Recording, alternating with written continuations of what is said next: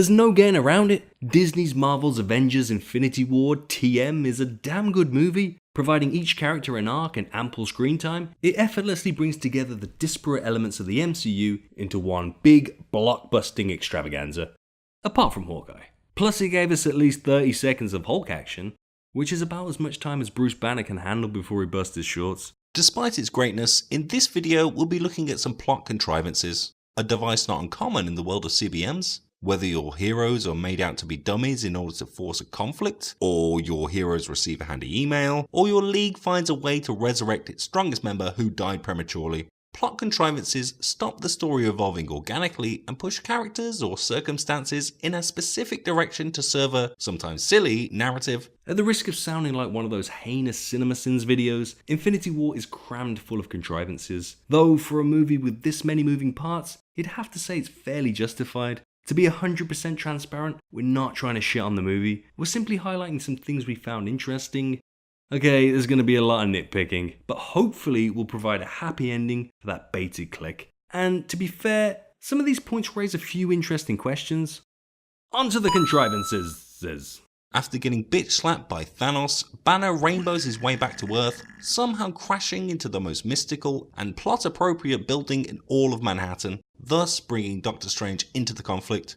Does Heimdall know Strange? Or has he just seen the script? Also, and this is an obvious one, why can't Banner Hulk out? Is he afraid of Thanos? Or is he at odds with his other half? Either way, a lack of Hulk serves the plot. Oh, and another coinky-dink, isn't it a little convenient that Tony's bro phone just happens to survive long enough for Bruce to find it amongst the rubble? Intact and everything? Those drug dealer phones though, they're pretty tough. Next on the list we have the a-holes. We quite like how the Guardians respond to the SOS heard at the beginning of the movie, but isn't it odd how the one dude who happens to land on their windshield is Thor, the sole survivor of Thanos' Asgardian cult? Talk about a needle in an intergalactic haystack. And wasn't Thanos only meant to kill half of them? To get his revenge, we learn Thor needs a new weapon, which kind of ignores the whole character arc in Ragnarok. You know how Thor learns he's not the god of hammers? Turns out he's the god of axes and Groot arms instead. But more on that in a sec. Following their dirty weekend in Edinburgh where Vision presumably tore through a deep fried kebab or two, Wanda and her new boyfriend get attacked by the Black Order. Fine, they do have an Infinity Stone after all, but as if Corvus Glaive knew what to expect, Vision is incapacitated by a weapon that stops him phasing, which puts him out of action for the entire movie. One of the strongest Avengers gets put on his arse and barely gets back up. Kinda convenient, don't you think? It's like Professor X all over again? At least it doesn't happen with any other strong-ass characters though, right?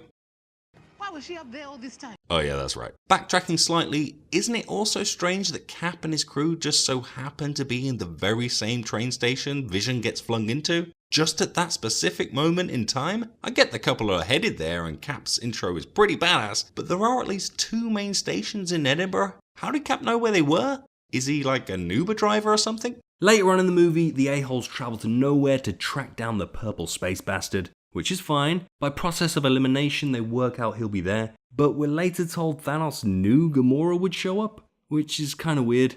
I mean, how? And he's put on this whole song and dance number to sell it? Guy's a jerk. Anywho, wouldn't a more sensible plan have been for Gamora to try and track down the Soul Stone, being the only person who knows its location? Instead, she plays right into Daddy's hands. Then we have the whole Quill Gamora Thanos standoff. No issue with the actual scene, but surely it would have been more dramatic without the prior conversation where Gamora begs Quill to kill her in exactly this situation. It's all a little bit telegraphed. Next, let's switch to Team Stark aboard the alien ship. They're able to get the upper hand through some clever pop culture referencing, and very fortunately, the ship is on autopilot, taking them to exactly where they need to be. Thank God it was only Squidward on board. And why did they need such a big ship? There's only 2 of them after all. Was Black Dwarf compensating for something? Last time, an entire army was sent to conquer Earth. This time, it's just these 2 chumps. And exactly how did Spidey find his way through this alien ship? Another weird scene is the one where Nebula tells the Guardians to meet her on Titan. Again, wouldn't the more logical path be to try and intercept Thanos at Vormir? Gamora just revealed the location while Nebula was present. Why not tell the Guardians to meet her there? Is she reading from the script too? Does she know Thanos will be successful?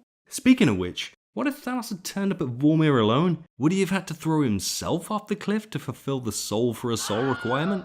Anyway, back to Titan, and Thanos seems to be pulling his punches just enough not to kill anyone, which is pretty convenient considering some of these characters could easily be snapped in two.